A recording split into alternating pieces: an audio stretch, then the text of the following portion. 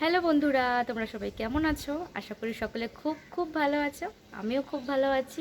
তো আজ আমি চলে এসেছি আবার একটা নতুন ব্লগ নিয়ে। আমার আজকের ব্লগে কী আছে তোমরা পুরো ভিডিওটা শেষ পর্যন্ত মন দিয়ে দেখতে থাকো, তাহলেই বুঝতে পারবে। তো চলো তাহলে বেশি কথা না বাড়িয়ে শুরু করা যাক। তো বন্ধুরা, আজ আমি তোমাদেরকে দেখাবো খুব সুন্দর একটা রান্নার রেসিপি। আজকে হচ্ছে শুক্রবার, আর শুক্র শনি এই দুদিনই আমরা নিরামিষ খাই। আর আজকে আমরা একটা নিরামিষ রেসিপি তোমাদেরকে দেখাবো। তো কী রান্না হচ্ছে তোমরা পুরো ভিডিওটা শেষ পর্যন্ত দেখো, তাহলেই বুঝতে পারবে।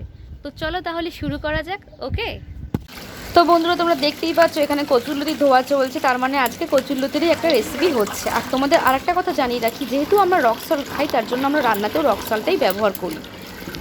আমি কচুরলতি ভাপা করব, তার জন্য কচুরলতি বেছে নিয়েছি, নারকেল কুড়িয়ে নিয়েছি, সাদা সর্ষে, হলুদ, লবণ আর স্বাদ মতো লঙ্কা দেব, একটু চিনি দেব।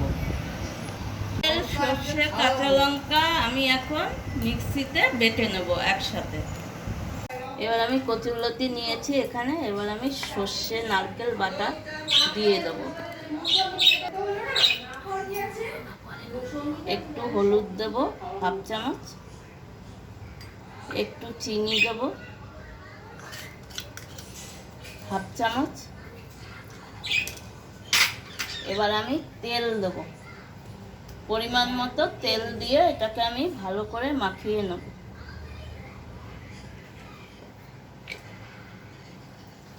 এবার আমি ভালো করে মাখিয়ে নিচ্ছি। এবার আমি এটাকে মাখিয়ে নিয়েছি। এবার সর্ষে ধোয়া জল একটু রেখেছি, সেটা আমি দিয়ে দিচ্ছি, হালকা ছড়িয়ে দিচ্ছি। এবার আমি গ্যাস ধরিয়ে দিয়েছি, সিম করে এখন বসিয়ে দিচ্ছি।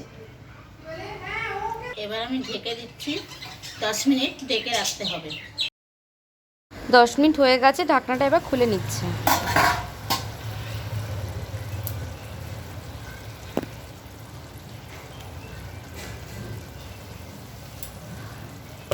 আমার রান্নাটা হয়ে এসছে, এবার আমি নামিয়ে নেব কচুরলতি।